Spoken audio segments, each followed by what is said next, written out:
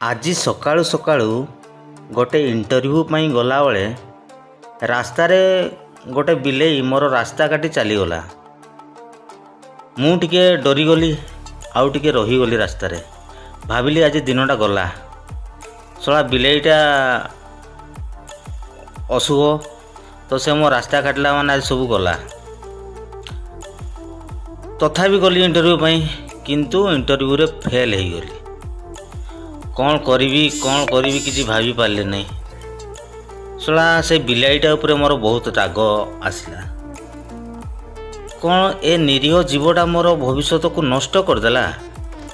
ବିଲେଇ ରାସ୍ତା କାଟିଲେ ଅଶୁଭ ବୋଲି ମୁଁ ଶୁଣିଥିଲି, କିନ୍ତୁ ମୋର ଅଶୁଭ ହିଁ ହେଇଗଲା। ଆପଣ କ'ଣ ଭାବୁଛନ୍ତି? ବିଲେଇ ରାସ୍ତା କାଟିଲା ବୋଲି ମୋର ଇଣ୍ଟରଭ୍ୟୁ ଫେଲ୍ ହେଇଗଲି, ନା ମୁଁ ଠିକ୍ ସେ ଇଣ୍ଟରଭ୍ୟୁ ପାଇଁ ପ୍ରିପାରେସନ୍ ହେଇନଥିଲି? କମେଣ୍ଟ ସେକ୍ସନରେ ଜଣାଇବେ। ଧନ୍ୟବାଦ।